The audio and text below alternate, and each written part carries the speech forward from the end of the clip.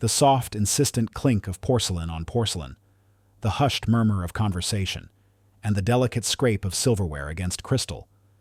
These were the sounds that defined Ethan Vance's world. He navigated this intricate ballet nightly as a dedicated waiter at the Gilded Spoon, an exclusive high-pressure restaurant nestled in the city's glittering financial district. His life was a relentless cycle of long shifts that bled into early mornings, whispered apologies for missed school events, and the quiet dignity of making ends meet for his bright, imaginative daughter, Lily, aged 7. Ethan's movements were those of a seasoned professional, the effortless balance of a tray, laden with delicate dishes defying gravity as he wove through the tightly packed tables. The quiet grace with which he poured wine, never a drop spilled, his presence almost imperceptible. The strained, polite smile he offered to demanding patrons, a mask he wore expertly to conceal the exhaustion etched deep in his eyes. He knew every table number, every diner's preference, every subtle cue that signaled a need before it was even articulated. He was a master of anticipating desires, a skill honed by years of practice, and a profound empathy for others. His dedication to Lily was the unwavering compass that guided his every action. It wasn't just spoken words, it was woven into the fabric of their humble life. Tucked into his order pad, a small, worn drawing Lily had made for him, a stick figure with exaggerated muscles proudly declaring, "My daddy the superwaiter," served as a constant comforting reminder. During his brief, hurried breaks, he'd duck into the staff room for a video call, his voice soft, his eyes shining as Lily recounted her day. He transformed mundane tasks into magical rituals, explaining the intricate dance of table etiquette, as if it were a secret language of kings and queens, or turning a trip to the grocery store into an adventure to find ingredients for potions. Lily's boundless imagination was a wellspring of joy that nourished his weary spirit. Financial struggles were a constant dull thrum beneath the surface of his calm exterior. They manifested in countless small ways: the slightly frayed cuffs of his impeccably pressed uniform, the careful rationing of his meager tips to stretch across the week's expenses, the way he always chose the cheapest item on the staff meal menu, often giving half of it to a hungry colleague. He lived in a tiny apartment above a laundromat, its perpetually damp scent clinging to everything. The rent was always due, Lily's school supplies always needed replenishing, and the old wheezing refrigerator always seemed to be one cold blast away from giving up the ghost. He carried these burdens silently, his pride a shield against the intrusive gaze of a world that often judged worth by wealth. When Lily finally drifted off to sleep, her breathing even and soft in the small, cluttered bedroom, a profound quiet would settle over the apartment. This was often the loneliest part of Dan's day. The silence broken only by the hum of the old refrigerator and the occasional rumble of a late-night laundry cycle downstairs would amplify the solitude. He'd sit at their small kitchen table cleared of Lily's drawings and sketch. Not mundane doodles, but intricate architectural designs, gravity-defying skyscrapers, sprawling self-sustaining urban parks, revolutionary new housing concepts. These sketches, detailed and imaginative, flowed from his pencil onto napkin scraps or the back of old bills, hinting at a mind that saw the world in 3 dimensions, a world of elegant structural solutions hidden beneath layers of conventional thinking. His hands, thou skilled at balancing trays, longed to shape steel and glass. Interspersed with these mundane details were subtle, fleeting glimpses of Ethan's extraordinary mind and an unconventional past he rarely, if ever, acknowledged. Sometimes, while waiting for a difficult order to be prepared, he'd absent-mindedly trace a complex geometric pattern on the condensation of a water glass, or he'd offer a casual, seemingly offhand suggestion to the restaurant manager about a more efficient layout for the kitchen that once implemented drastically improved service flow.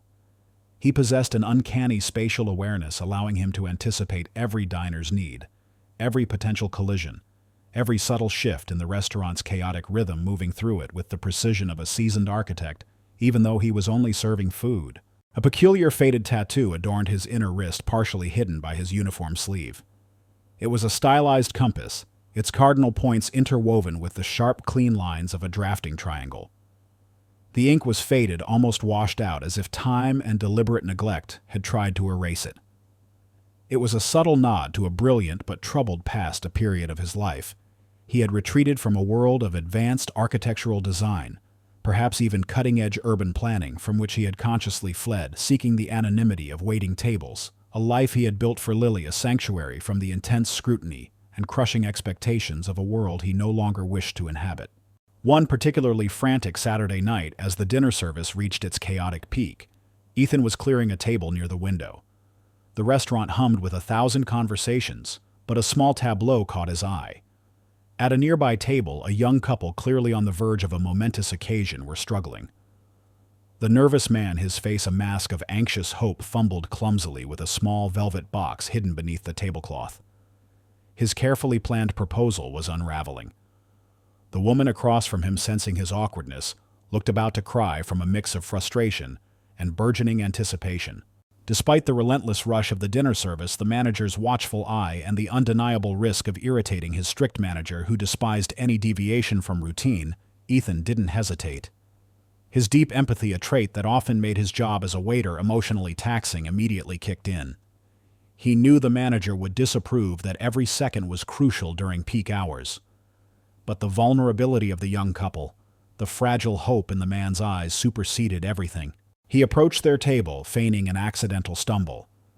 With a subtle, almost imperceptible maneuver, he accidentally bumped the table just enough to allow the man to gracefully recover the fumbled ring, making it look like a smooth, intentional gesture. "My apologies, sir," Ethan murmured, his voice low and apologetic, his eyes conveying a silent understanding. He then created a momentary distraction, feigning interest in a forgotten napkin, whispering, "You've got this," to the nervous man as he straightened, and offering a gentle, reassuring smile to the teary-eyed woman. As he walked away, a plan formed in his mind. He quietly approached the dessert station. Minutes later, a complimentary dessert plated with artistic flair arrived at the couple's table. A small token of appreciation from the Gilded Spoon. Ethan announced, his voice just loud enough for them to hear. Etched meticulously in chocolate sauce on the pristine white plate were two simple words: "Congratulations." The young woman's eyes widened, then filled with happy tears, as she finally understood.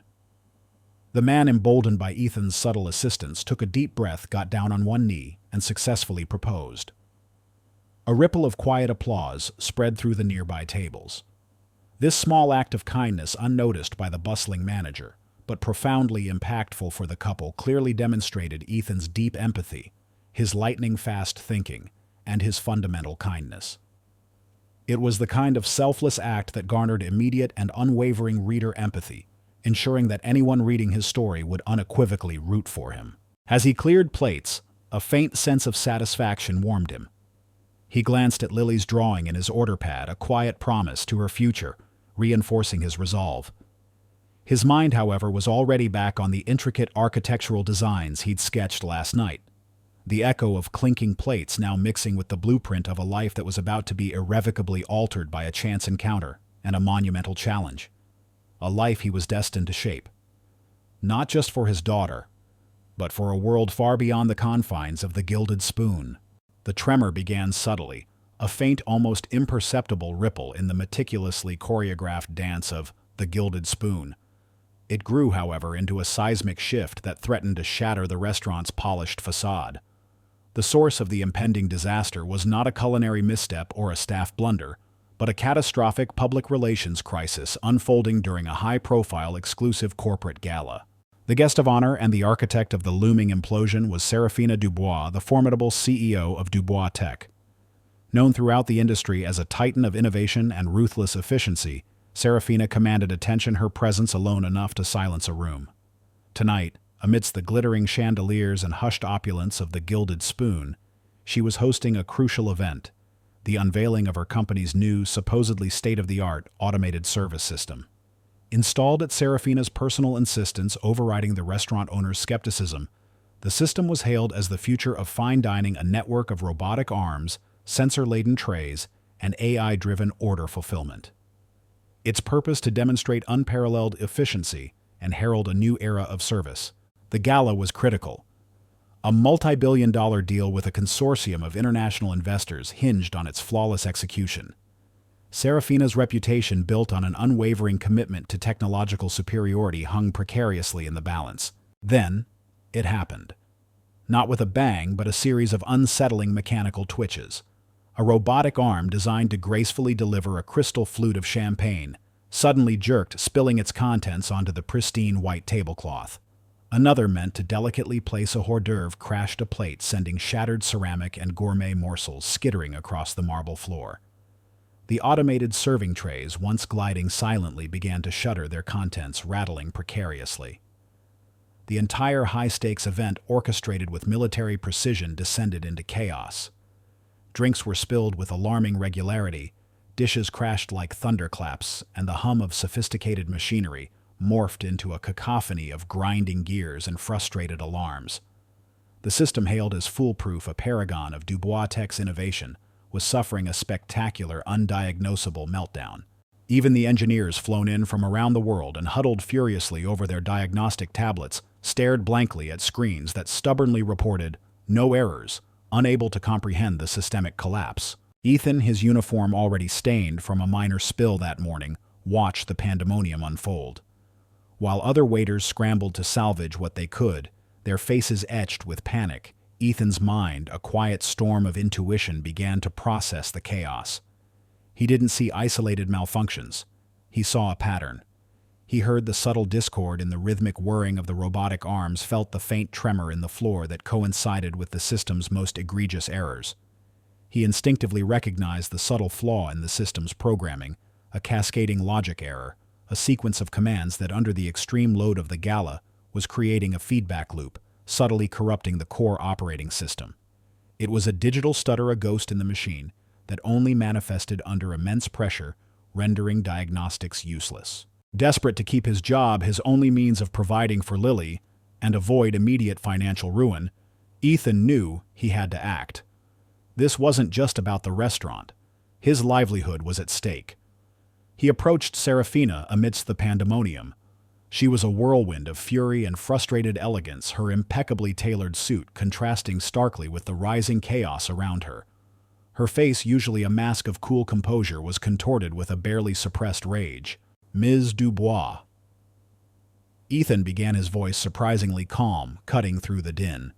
His uniform was stained, his hair slightly disheveled from the frantic pace, his face grim with a nascent understanding. "I believe I understand what's happening. I can help." Serafina spun around, her eyes the color of cut emeralds flashing with raw fury. She took in his appearance, a mere waiter, covered in the detritus of her ruined gala, daring to speak to her. She contrasted his humble appearance with her own pristine high-tech world, the millions she had invested in this very system. A contemptuous roar, sharp and piercing, ripped from her throat, cutting through the chaotic restaurant like a whip. "You, a mere waiter, dare to address me now? You think you understand my technology better than the engineers who designed it. Get back to your spilled drinks before you ruin anything else." Her hand, adorned with a diamond-studded watch, waved dismissively, a gesture of profound condescension. Her internal monologue was even more scathing. "This is absurd. An insult to my intelligence, to my company's brilliance. He's probably just trying to get attention. A pathetic attempt to seem important amidst my crisis. He's nothing. A common servant. He has no place speaking to me, let alone suggesting he can fix something the best minds in the world cannot. Get him out of my sight before I lose what little composure I have left." Ethan felt the familiar sting of dismissal, the crushing weight of unspoken class prejudice. He was used to being invisible, to being dismissed as mere background noise. The urge to retreat, to disappear back into his anonymous existence, to simply finish his shift and count his meager tips was almost overwhelming. He thought of Lily waiting for him at home, her small, trusting face depending on him for everything. A surge of despair, cold and sharp, washed over him. How could he ever provide for her, give her the future she deserved, if this was the kind of dismissal he faced at every turn? However, as Serafina's contemptuous words hung in the air, thick with the smell of spilled champagne and burning circuits, Ethan's gaze fell almost involuntarily on the malfunctioning robotic arm. It twitched erratically, its movements jerky and desperate, a mechanical dancer trapped in a broken rhythm. In his mind's eye, a flicker of insight ignited a sudden blinding clarity that transcended the chaos. He didn't see a broken machine. He saw a flawed equation. He began to see the problem not as a collection of symptoms, but as a subtle systemic flaw, an elegant dance of misaligned algorithms, a complex spatial puzzle that only his unique mind could untangle. The intellectual puzzle, the sheer audacity of the broken system, combined with the raw, desperate need to provide for Lily and break free from their precarious cycle of poverty, ignited a quiet fury within him. It overrode his desire for anonymity, his ingrained tendency to fade into the background. He knew this meant stepping into a world he despised, a world of cutthroat wealth and blinding scrutiny, a world he had deliberately abandoned years ago. But the allure of the problem, the desperate hope for Lily's future, a future free from frayed uniform cuffs and cheap meals, pulled him forward away from the shadows he had so carefully cultivated. He straightened his shoulders, his gaze steady, a quiet fire beginning to burn in his eyes, defying the cold fury in Seraphina's stare. He met her gaze directly, his voice clear and resonant, carrying above the dying wail of the fire alarm. "Ms. Dubois." Ethan said, his voice stronger now, imbued with a newfound resolve. "These engineers are looking for a broken part. They're looking for a physical malfunction. But the problem isn't the machine. It's the logic. It's the ghost in your code. And I can fix it." He paused, letting the words hang in the air, a declaration, not a plea. "I will fix it." Seraphina, momentarily stunned by his audacity and the unwavering conviction in his eyes, hesitated. She saw the quiet sincerity, the audacious confidence that defied his appearance. A sudden shrewd calculation flashed in her mind. Her reputation was already in tatters. Allowing him to try, however absurd, would cost her little more than a corner of her vast server room and a few hours of her time. And if by some impossible miracle he actually succeeded, the public relations victory would be immense. The optics of attempting every possible solution, however unconventional, would play well with the media. She exhaled slowly, her sharp eyes still narrowed, but the fury in them replaced by a cautious, calculating glint. "Very well, Mr. Vance." She conceded, her voice still clipped, but with a hint of begrudging curiosity. "Consider it a last resort. But if you truly believe you can achieve what the best minds in the world could not, then by all means, we'll give you limited access. Just don't make things worse." Her words were a concession, but her tone still dripped with condescension, a challenge cloaked in mock generosity. "And for God's sake, don't touch anything without supervision." Ethan merely nodded, a quiet sense of triumph mixing with the daunting reality of the monumental task before him. He didn't say another word, simply turned towards the tangled mess of wires and inert robotics, Lily's drawing a comforting weight in his order pad. He knew with a certainty that resonated deep in his bones that there was no going back to his quiet, invisible life now. The game had begun. And this time he was playing for everything. Victoria Sterling, perched in her glass-walled office overlooking the opulent showroom, observed Dan's initial movements with a mix of bemusement and irritation. Her instructions had been clear. Give him access, but ensure he remained confined to a small, isolated section of the service garage far from the critical operations. His persistence was annoying, his confidence borderline delusional. Just a local eccentric, she told herself, swirling the last remnants of her espresso in a delicate porcelain cup. A distraction from the real problems. He'll fail, and then I can at least say I tried everything, even the absurd. She had assigned Marcus Thorne to supervise him. Marcus, a man whose ambition vastly outstripped his talent, was Victoria's head technician. He was meticulous by the book and secretly seethed with a deep-seated envy for anyone who possessed a natural, intuitive talent that eluded him. His own independent repair shop had failed years ago, leaving him with a mountain of debt and a bitter resentment for those he perceived as effortlessly gifted. Now working for Elite Auto Emporium, he found himself constantly overshadowed by the very luxury cars he was meant to command, and the even more formidable presence of Victoria. He approached Dan with a politeness that was paper-thin, barely concealing his smug skepticism. "Mr. Miller," Marcus began, his voice condescendingly smooth, "Ms. Sterling has instructed me to assist you and document your progress, though I'm not sure what progress there will be." His gaze flickered to Dan's grease-stained overalls, then to the vast, complex machinery of the Ferrari, a silent judgment of the stark contrast. Dan merely nodded, his eyes already assessing the gleaming black Lamborghini that Victoria had reluctantly designated as his first test subject. He didn't rush. He didn't immediately reach for complex diagnostic equipment, much to Marcus's undisguised surprise. Instead, he moved through the car's vast, intricate engine bay and labyrinthine control systems with a methodical grace, his hands gently touching components, his head tilted, as if listening to an inaudible symphony. He seemed to bypass the superficial, the obvious, and dive straight into the underlying harmonics of the vehicle. He'd press his ear against a cold manifold, his fingers tracing a bundle of wires, then move on a quiet intensity radiating from him. Marcus, diligently following with a tablet in hand, struggled to keep up. He expected Dan to grab a wrench to dismantle something, to at least connect some rudimentary scanning tool. "Shouldn't we run a full systems diagnostic first, Mr. Miller?" He ventured, accustomed to the stringent protocol of the 30 failed engineers who had preceded Dan. "That's standard procedure. We have the latest factory scanners." Dan merely hummed, his gaze fixed on a complex array of wiring near the car's telematics unit. "Diagnostics tell you what's broken, Marcus. I'm trying to understand why it broke." His questions were seemingly simple, yet profoundly insightful, cutting straight to the core of the vehicle's design and its environment. "What's the precise electromagnetic shielding on this telematics unit? Are there any unshielded antenna cables running parallel to the main CAN bus here? What are the dominant radio frequencies in this city at rush hour, specifically within a 5-mile radius of this showroom?" Marcus, despite his advanced training, often found himself stumped, having to consult bulky manuals or make exasperated calls to junior technicians for answers. These queries baffled Marcus, who expected a craftsman to be poking at rusty bolts, not delving into electromagnetic theory and urban radio wave propagation. They annoyed Victoria, who observed via internal cameras, seeing what she perceived as time-wasting, irrelevant inquiries. Her private thoughts were a storm of condescending disdain. "He's trying to sound important," she thought, trying to confuse Marcus with pseudoscience. "A charlatan, precisely as I suspected. This will be over by lunch." Dan, meanwhile, pulled out his worn notebook.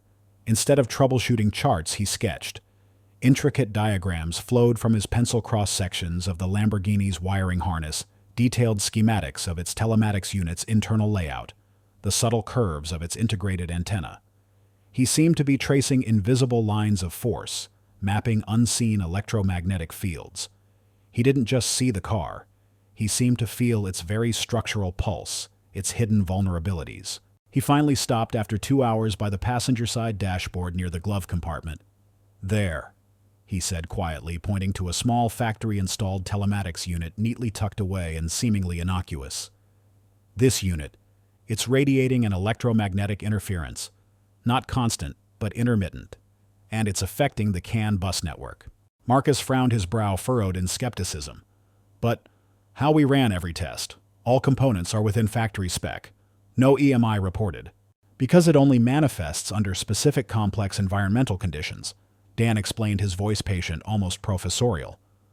"The combination of the city's unique radio frequencies, particularly at high traffic, times the car's specific speed and RPM, and a subtle, previously undetected design flaw in the unit's internal shielding and the routing of its antenna cable.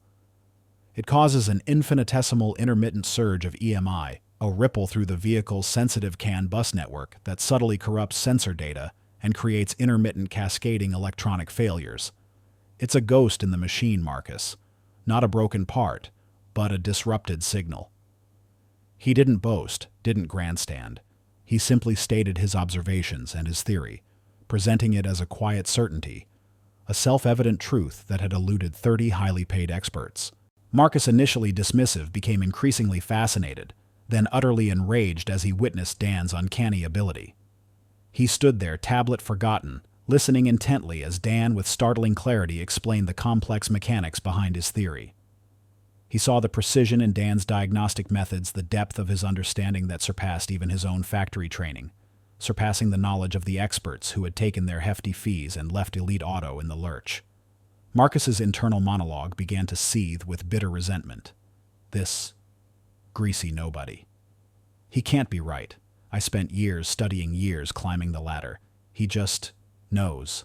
It's not fair. He started making detailed notes, not of failures, but of Dan's brilliant insights, the intricate diagrams he was sketching, the unconventional but profoundly accurate questions he was asking. Marcus's plan shifted. He would use this information, twist it, claim credit for himself. He subtly introduced further minor sabotage to Dan's efforts, hoping to delay Dan or make him appear incompetent. He misplaced a specialized tool Dan needed, then accidentally swapped a properly working relay with a subtly faulty one in the test car, hoping to cause an intermittent error that Dan would miss, thereby discrediting his diagnosis. Victoria, observing via surveillance feeds, was initially dismissive. Her private thoughts swirled with condescending disdain. He's making it up. A ridiculous theory about invisible electromagnetic waves. He's trying to impress Marcus, spin some elaborate tale to justify his uselessness.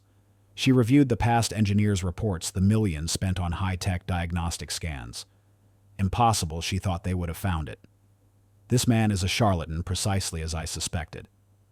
She ordered Marcus to double-check Dan's theory, expecting him to return with a definitive debunking, a triumphant confirmation of Dan's foolishness. However, as Marcus's subsequent more focused scans and readings, guided by Dan's precise instructions, began to yield data that, while still subtle, logically explained the impossible readings her own engineers had collected but couldn't interpret. A flicker of uneasy recognition began to prick at her arrogance. The anomalous sensor spikes the intermittent engines, sputtering the unexplained micro-vibrations. Suddenly, they made terrifying sense through the lens of Dan's electromagnetic interference theory. She saw the data, the raw, undeniable numbers, starting to align with Dan's seemingly outlandish claims. She refused to admit it even to herself. Her pride, her corporate identity, was too deeply intertwined with the infallibility of her company's elite engineering team. To admit this, local craftsman was right, meant admitting her entire elite team, and by extension she herself, had been catastrophically wrong. The implications, both financial and personal, were immense. She felt a cold knot of dread begin to form in her stomach, a fear she had not experienced in years. The quiet mechanic was proving to be far more dangerous to her carefully constructed world than she had ever imagined. Ethan's initial diagnosis of the subtle algorithmic flaw and its intermittent interaction with a faulty hardware component should have been met with immediate validation, perhaps even cautious relief. Instead, it was met with a wall of corporate inertia and entrenched pride. Serafina Dubois, despite the increasingly compelling data that Victor Croft was now reluctantly and secretly resentfully providing, refused to publicly acknowledge the fault. The idea that her company's elite engineers had overlooked such a fundamental design flaw in their flagship automated system, a flaw now exposed by an unassuming waiter with no formal credentials, was an anathema. It would be a catastrophic blow to Dubois Tech's reputation, a concession she was not prepared to make, not yet. The pressure mounted with terrifying speed. Dubois Tech faced a looming, highly publicized public demonstration of their revolutionary automated system in just 5 days. This demonstration, meant to secure a multi-billion-dollar deal with a consortium of international investors, was a desperate last resort, a public acknowledgement of their failure that would not only cost Serafina millions, but severely damage her meticulously crafted reputation. For Serafina, it meant personal and professional ruin, a public downfall she had ruthlessly avoided her entire career. The very act of holding the demonstration was a desperate attempt to cut her losses and create a facade of moving forward, but it was also a stark admission of defeat. The metaphorical arena for Ethan's ultimate test became the vast sterile demonstration hall itself within Dubois Tech's corporate headquarters. It transformed into a public stage where his unconventional methods were scrutinized, his every move watched, and his lack of pedigree openly mocked by Serafina's corporate loyalists and the remaining engineers. He was given only minimal resources, a fraction of what he truly needed, and a skeleton crew of disgruntled, skeptical company men. They were ordered to assist him, but their true directive was to observe his every failure, to report back any misstep. The air in the hall was thick with doubt, resentment, and the quiet hum of unspoken sabotage. Simultaneously, Victor Croft, consumed by envy, stepped up his insidious campaign. He didn't just continue with petty acts of interference like misplacing specialized tools or accidentally supplying incorrect wiring diagrams. He began to plant fabricated evidence, mislabeled data packets seemingly left by Ethan-tampered code logs that subtly shifted blame onto Ethan's methods, even anonymous damaging reviews left on internal company forums disparaging Ethan's past unconventional approaches.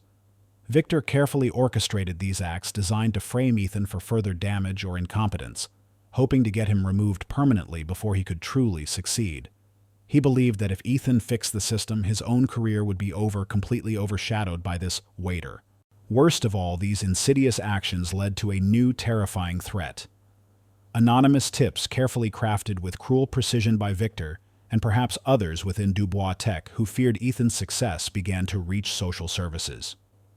They started to discreetly question Ethan's unstable living and work situation.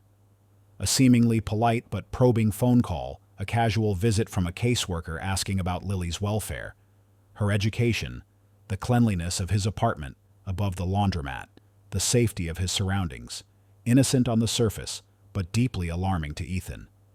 The implicit threat of losing Lily. The one constant, the one pure joy and anchor in his life, hung heavy in the air, a chilling shadow that magnified every other pressure. Ethan was caught between proving his technical genius on a world stage and protecting his daughter from a slanderous campaign that threatened to tear their small family apart. The stakes were no longer just about fixing a multi-billion-dollar system. They were about Lily's future, his very right to be a father. Ethan found himself increasingly isolated. Serafina's engineers and technicians, many of whom had been present for the initial fruitless attempts to diagnose the system, viewed him with open disdain and simmering resentment. He was an outsider, a threat to their own inflated reputations, especially after he had so easily pointed out their collective oversight regarding the algorithmic flaw and the faulty hardware component. They actively sabotaged his efforts in petty, infuriating ways.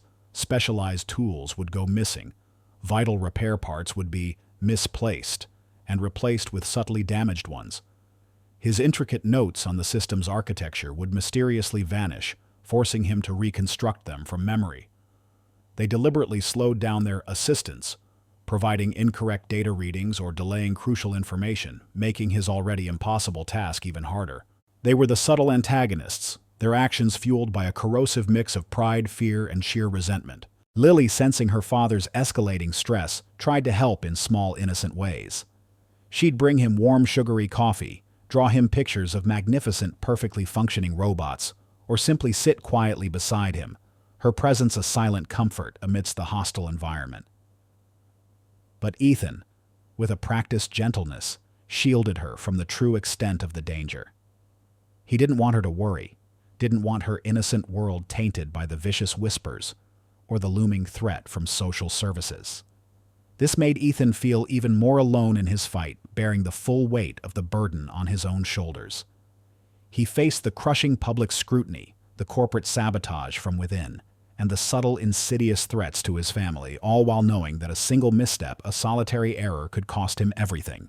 The looming deadline of the public demonstration created an unbearable temporal pressure. Every minute lost to sabotage, bureaucratic obstruction, or deliberate misinformation amplified the tension to a near breaking point. Ethan worked around the clock, fueled by sheer will, a few hours of fitful sleep on a cot in a secluded corner of the server room, and copious amounts of lukewarm black coffee. His genius, once a source of quiet satisfaction and personal fulfillment, was now a tool of desperate survival. He was not only fixing a unfixable automated system, but also racing against an invisible clock to clear his name and secure Lily's future before the combined forces of corporate arrogance and vengeful manipulation crushed him.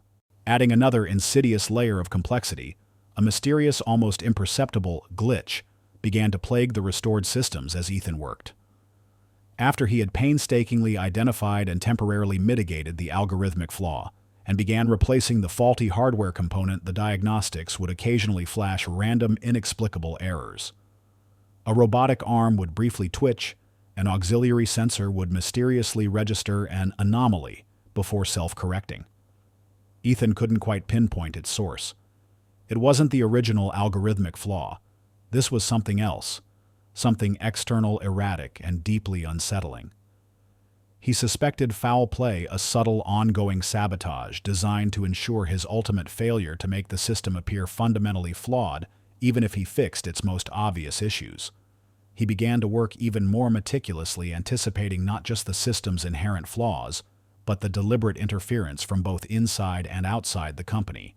The constant threat to Lily, the subtle questioning from social services gnawed at him, fueling a primal protective fury. He had to succeed. For Lily, for their quiet life, for the peace he had so desperately sought.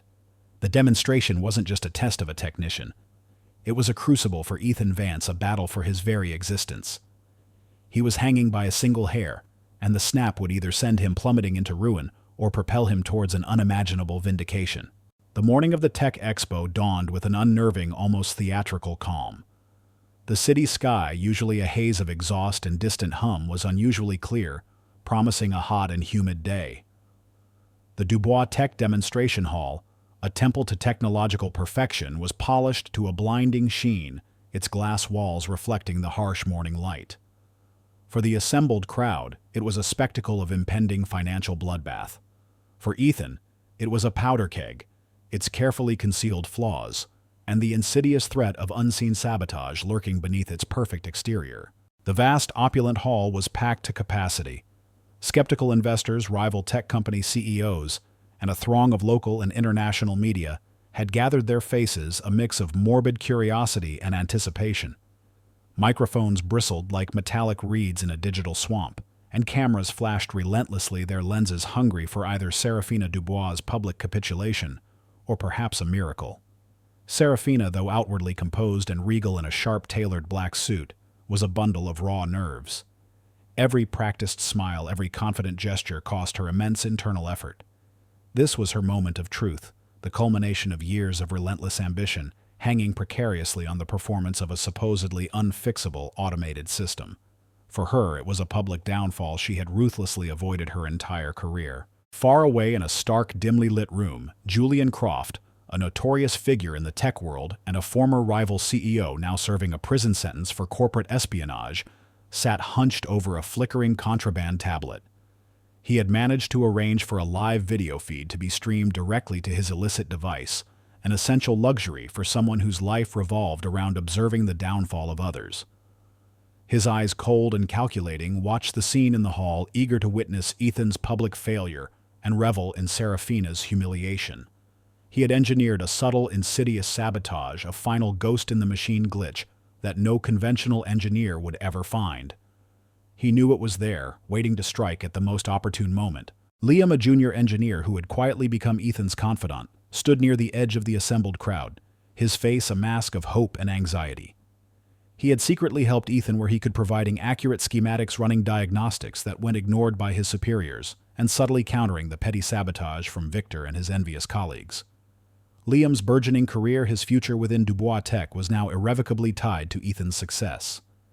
Lily, dressed in her best, a simple but clean dress Ethan had carefully laundered, stood nervously beside her father, her small hand clutching the worn ear of her favorite stuffed rabbit, a tiny figure of vulnerable hope amidst the glittering opulence.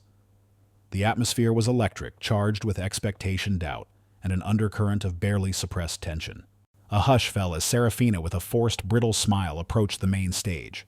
She looked out at the faces, a sea of judgment and anticipation. "Ladies and gentlemen," her voice rang out, practiced and poised, but with a faint tremor detectable only to those who knew her intimately. "We are gathered today for an event of unprecedented transparency. As you know, we've faced unforeseen challenges with our revolutionary automated service system. However," she paused, her eyes darting to Ethan, who stood a few feet away, a silent sentinel. "We are confident that the issues have now been addressed. We invite you now to witness the true potential of this magnificent technology." She gestured grandly towards the rows of gleaming, silent robotic arms and inert control panels. As the master of ceremonies began his opening remarks, clearing his throat, Ethan, with quiet determination, stepped forward. He didn't wait for an invitation. He walked straight to the podium, his presence, though unassuming, commanding a sudden, uneasy silence. He addressed the skeptical crowd, his voice calm but firm, carrying effortlessly through the hushed hall. "Ladies and gentlemen," he began, his gaze sweeping across the faces. "For weeks this system has been declared unfixable. But the problem was never in the hardware itself. It was a subtle algorithmic flaw amplified by a specific faulty hardware component causing cascading electronic failures. A ghost in the machine." He then pointed to a gleaming black prototype robotic arm notoriously dead. "We have addressed this, and to prove it I challenge Ms. Dubois to a live demonstration." Serafina, caught off guard by his directness, hesitated for a fraction of a second. Then her inherent audacity took over. Her reputation was already on the line. What else was there to lose? Agreed, she declared, her voice ringing out a gamble in every syllable. Mr. Vance, activate the system. Ethan walked to the main control panel, his movements precise, unhurried. He began his diagnostic routine, a series of quick practice checks on the system's core processors and network connections. The crowd watched in stunned silence, a palpable tension filling the air. Just as he was about to initiate the system, an unexpected violent power surge ripped through the Dubois Tech demonstration hall. The entire space plunged into near darkness as the main lights flickered and died, replaced by the ominous glow of emergency exit signs. The sudden silence was shattered by the shrill, deafening wail of the fire alarm, its piercing shriek echoing off the glass walls. It was the ultimate chaotic moment, a truly breathless moment where every shred of hope seemed to vanish.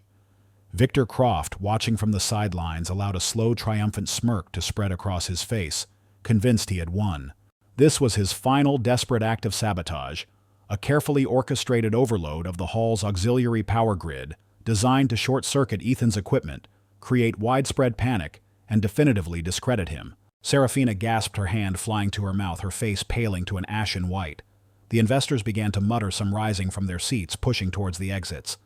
The media scrambled their cameras, capturing the impending chaos, the perfect shot of disaster. Ethan, however, reacted with the instinct of a seasoned combatant, a man accustomed to crisis. He didn't panic. In the flickering emergency lights, his mind, preternaturally calm, processed the event. He recognized the signature. This wasn't a random power outage. The specific pattern of the surge, the frequency of the interference, it was a sophisticated, targeted electromagnetic attack. He knew with chilling certainty it was Victor, and perhaps lurking behind him Julian Croft, whose methods Ethan recognized from his past life as an architect trained in system vulnerabilities. "Must stay calm," Serafina's voice, though still trembling, cut through the rising panic. "It's just a power surge." "It's more than that," Ms. Dubois, Ethan's voice, surprisingly loud and clear, cut through the wail of the alarm. Without another word, his hand dove into his worn leather toolkit, retrieving a small cylindrical device. It was discreet, custom-built, a compact, jury-rigged EMP countermeasure he had secretly designed and integrated into his own diagnostic kit, anticipating exactly this kind of insidious sabotage. He had done it without Serafina's knowledge, a quiet act of foresight, born from his shadowed past in advanced architectural and systems design. With rapid, precise movements almost too quick for the eye to follow, he connected the device to the main server's hidden diagnostic port, a port he had specifically created and installed himself for these kinds of interventions. A soft hum emanated from the cylinder, growing steadily. The demonstration hall's emergency lights flickered, then pulsed, and then gloriously blazed to full power. The device was neutralizing the rogue surge, recalibrating the system's overwhelmed components, bypassing the faulty connections. Then, with a practiced hand, Ethan initiated the system. The crowd watched in stunned silence, their eyes fixed on the gleaming robotic arms. The fire alarm continued its piercing wail, but it was now a distant, irrelevant sound against the backdrop of the emerging miracle. The automated arms whirred to life, lights blinked across the control panels, and the entire system hummed with restored, harmonious functionality. Ethan then expertly ran the system through a series of complex tasks, showcasing its perfectly restored algorithms and responsiveness. Robotic arms moved with fluid grace, sensor-laden trays glided silently, and simulated orders were fulfilled with astonishing speed and precision. He moved with an almost supernatural speed, a blur of motion connecting his device, initiating commands and bringing each high-performance component to life with a satisfying hum. A collective, shuddering sigh of relief swept across the hall, quickly followed by stunned silence. The investors, the executives, the media, all stood utterly motionless, their mouths agape. Serafina Dubois, her face initially pale with terror, then a mask of profound shock, watched Ethan. She saw the brilliance in his eyes, the raw, untamed talent in his precise movements, the audacious courage that had saved them all. Her arrogant disdain melted away, replaced by profound awe and a dawning, humbling realization of her colossal misjudgment. He wasn't just a waiter. He was a master. He was a genius. She turned to Victor Croft, who now stood utterly dumbfounded, staring at the perfectly operational system, his face a grotesque mask of shock and dawning horror. Her voice, though still trembling slightly, was firm, clear, and projected for everyone to hear. 30 engineers failed. He solved it. He saved us. She then, in a public humbling display that shocked her own staff and captivated the media, stepped forward directly to the flashing cameras, her gaze sweeping over the assembled crowd.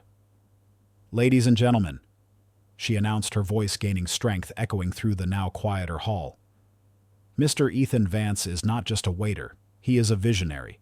He exposed a fundamental flaw we missed, a flaw that cost us millions. And then, when a truly insidious act of sabotage almost brought us down, he saved this company and he saved my reputation. This demonstration," she declared, her eyes now fixed on Ethan with an expression of profound respect, and perhaps something more, "is a testament to his brilliance and his courage." Her words were a complete public vindication for Ethan, resounding across the hall and beyond, carried by the live broadcasts. The media, initially skeptical and looking for a scandal, now clamored for his story, their questions shifting from disaster to heroics, their microphones shoved forward, eager to capture every word. Julian Croft, watching from his prison cell, saw his final, most elaborate act of vengeance spectacularly backfire. His face, illuminated by the tablet's glow, contorted into a snarl of impotent rage. His last vestiges of power utterly shattered, replaced by bitter, suffocating defeat. Ethan Vance, the quiet single dad, had not only fixed the unfixable, but had risen unexpectedly as the unforeseen architect of his own and Serafina's redemption.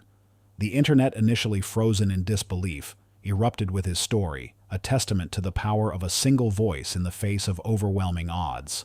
The roar of the automated system had faded, but the echoes of Ethan Vance's triumph reverberated throughout the city, sending shockwaves far beyond the gleaming demonstration hall. The story, picked up by every major news outlet, wasn't just about cutting-edge technology. It was about the unexpected triumph of raw genius over corporate arrogance and the definitive exposure of a shadowy, vengeful hand. The internet, ablaze with his story, dubbed him the Code Whisperer. Victor Croft, antagonist Type A, his face still contorted in a mask of impotent rage and disbelief, didn't even have time to process his utter failure before the hammer fell. His desperate act of sabotage during the demonstration, the engineered power surge, was immediately exposed.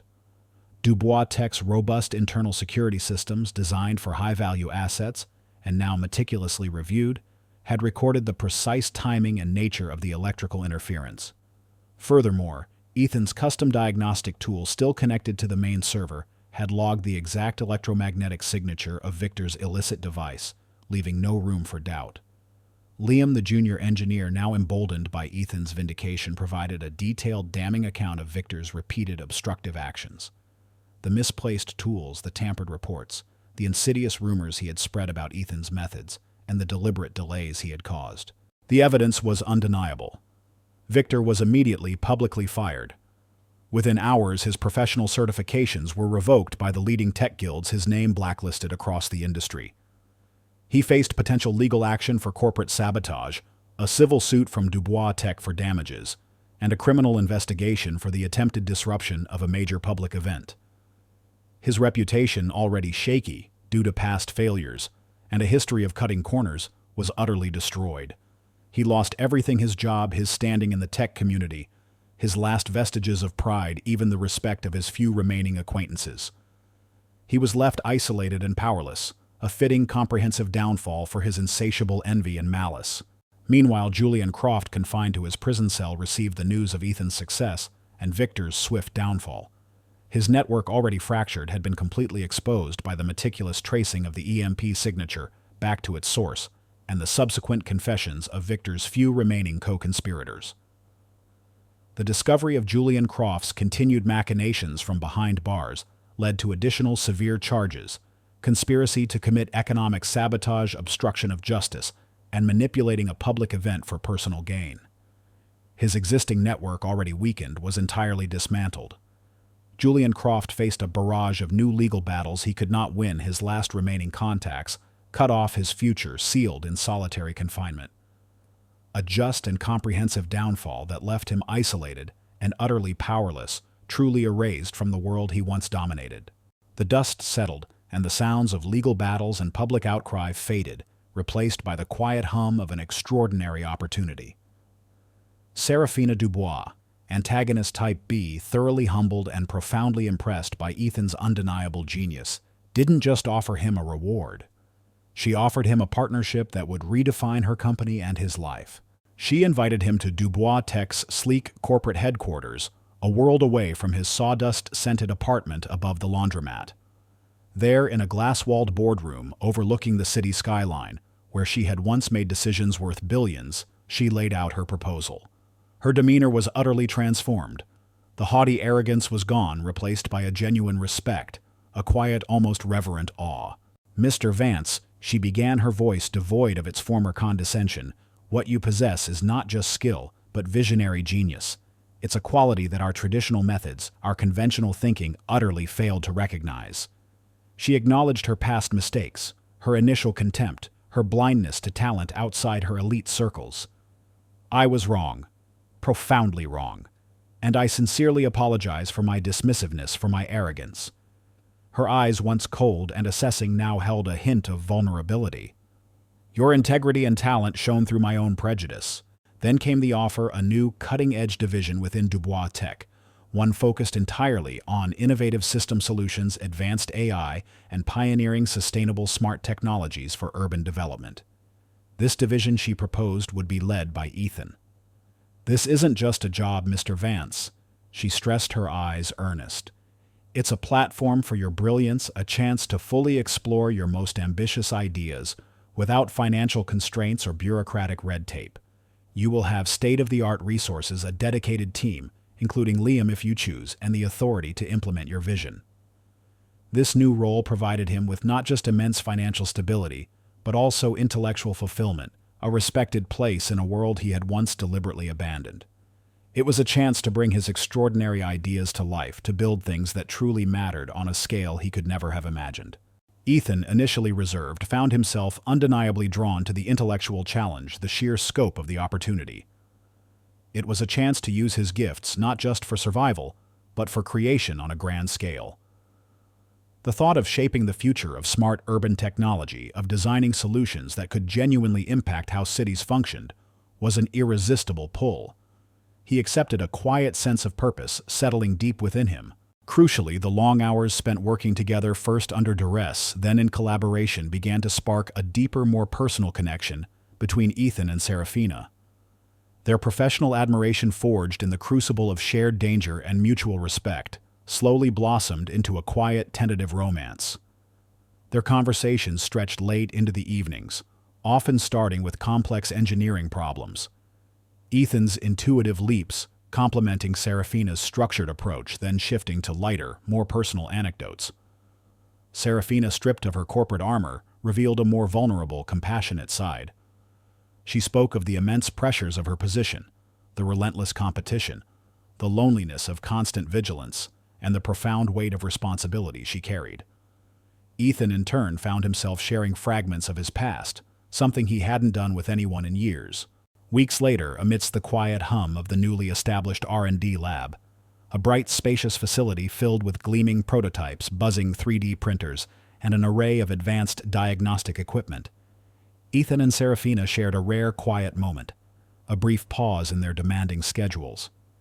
They were poring over blueprints for a new environmentally friendly, fully automated urban vertical farm system, one of Ethan's groundbreaking designs. The detailed schematics were elegant, innovative, a testament to his unique vision. "It's funny, isn't it?" Serafina murmured, leaning back in her chair, a soft smile playing on her lips, a stark contrast to her once severe expression. "Our first meeting. You, a waiter covered in spilt drinks, me laughing at your request like some medieval lord dismissing a peasant. I truly thought you were some kind of local curiosity, a madman with delusions of grandeur." She shook her head, a genuine laugh, warm and melodious, escaping her. "I thought I knew everything about talent, about what success looked like, what genuine expertise was. But you showed me how little I truly understood about genuine ingenuity and about courage that doesn't need a spotlight or a fancy degree to shine." Ethan, in turn, chuckled softly, a comfortable sound.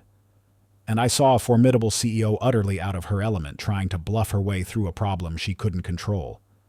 I just wanted to disappear back into my anonymous life, back to my simple life with Lily." He paused, his gaze softening as he looked at her, his hand reaching out to gently cover hers on the table.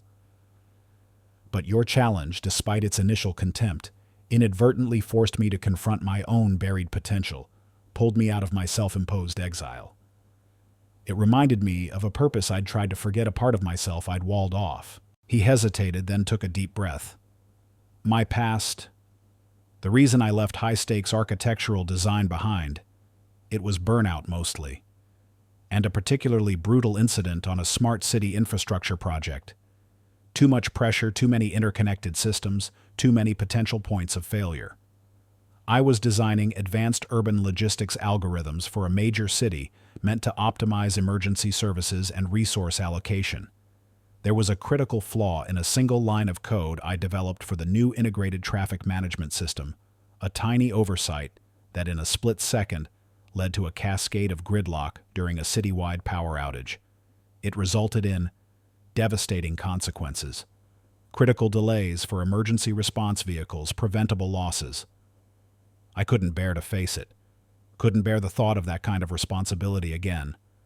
I just ran from it. I just wanted to build things I could touch, control, where the only consequence was a crooked car door or a sputtering engine, not human lives. He gestured to the faded compass and drafting triangle tattoo on his inner forearm.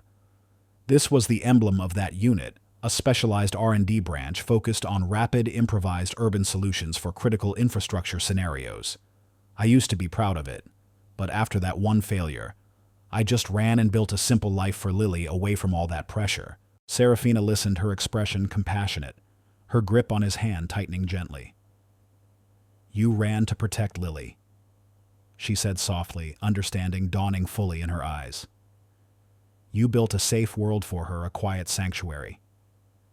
And now, she squeezed his hand, you're using those very same skills, that very same brilliance to build a safer, better future for countless others in a way that's truly profound. This shared vulnerability deepened their connection, sealing their bond, not just as colleagues, but as partners. Their conversations flowed easily, no longer strained by professional boundaries, a testament to a connection deeper than corporate titles or social strata. Ethan still enjoyed tinkering with old systems and solving puzzles for friends, but now it was for the sheer joy of creation, for the art of it, not out of financial necessity. His mind, no longer burdened by the pressure of survival, was free to craft beauty and innovation in equal measure.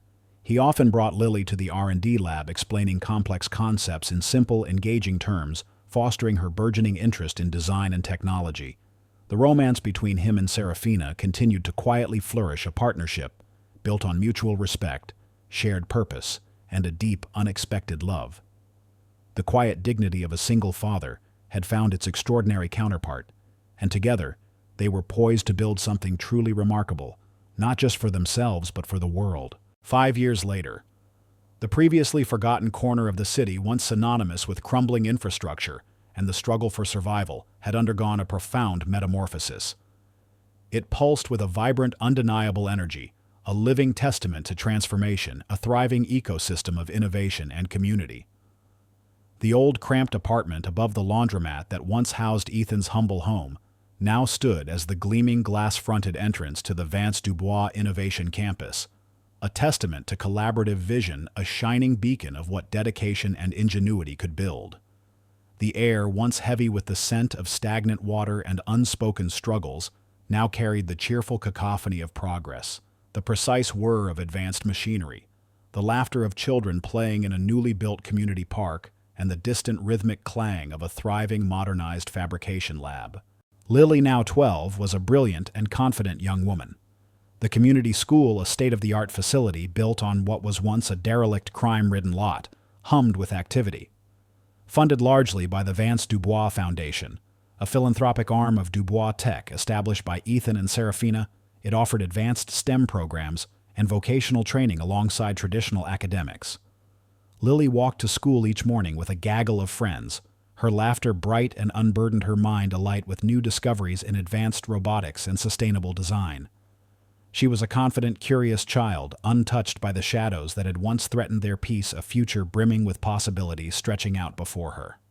She often interned at the Innovation Campus, her own burgeoning interest in coding and design sparked by her father and Serafina, her insights already surprising the seasoned professionals, who found her youthful curiosity a refreshing challenge. Ethan Vance was no longer just a single dad struggling to make ends meet.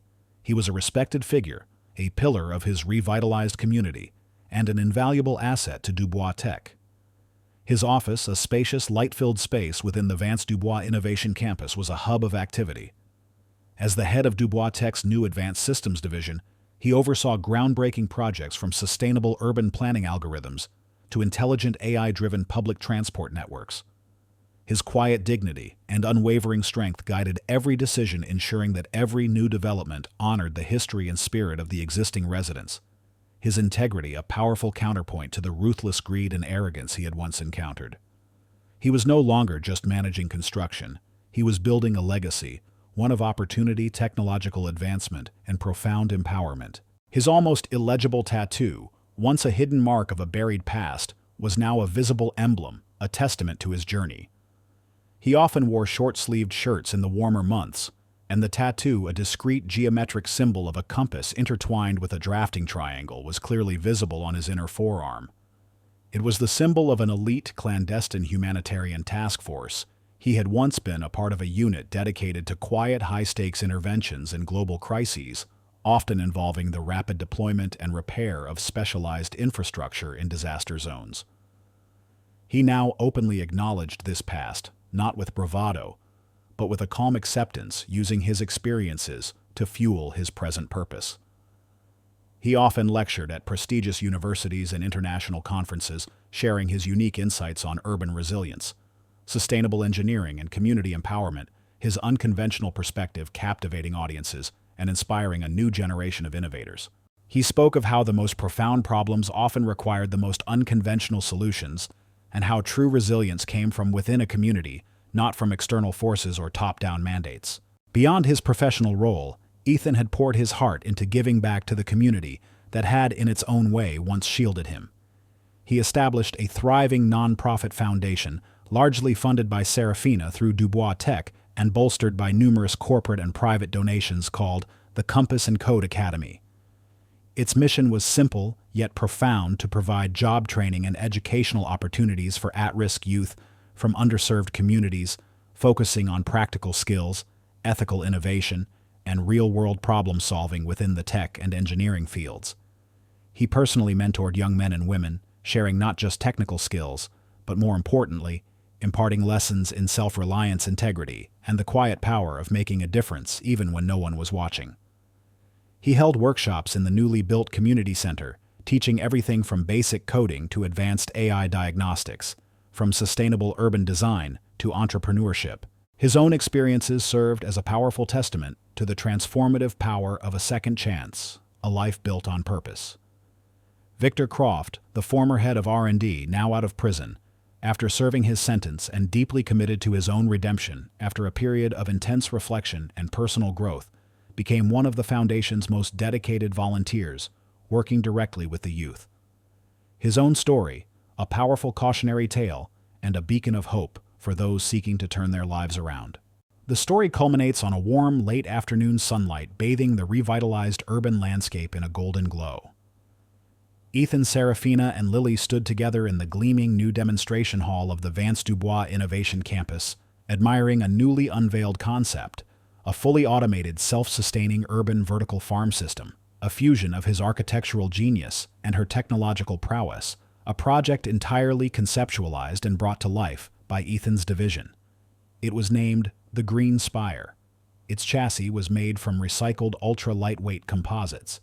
Its propulsion system for delivering harvests ran on clean hydrogen fuel cells, and its internal systems were fully self-sufficient, a marvel of environmental responsibility and innovative design capable of operating for months without needing external energy input, growing food for thousands in the heart of the city. As the Green Spire gleamed under the soft, late afternoon sun, its sleek, almost futuristic lines reflecting the tranquil waters of the adjacent bay. Ethan put an arm around Lily, then interlaced his fingers with Serafina's. He looked at Lily now, a bright-eyed, confident young woman standing tall beside him, Then at Serafina, his heart full with a quiet, profound contentment. The once bad neighborhood was now a testament to enduring transformation, a beacon of what could be achieved when unseen heroes stepped forward, when kindness triumphed over greed, and when a single dad unknowingly walked into a billionaire CEO's restaurant setting, in motion a chain of events that rebuilt not just a community, but countless lives. The sun dipped lower, casting long, peaceful shadows over the revitalized streets and the sparkling waters of the bay, a silent, powerful testament to the quiet strength of an unseen architect. The world was still full of challenges, but for Ethan and his family, the future was an open horizon full of promise built on foundations of resilience, ingenuity, and boundless love. If this story stirred your heart, if it reminds you that courage can alter destinies, and that light always finds a path, even in the deepest darkness, please leave a comment. Share this story with those who need inspiration.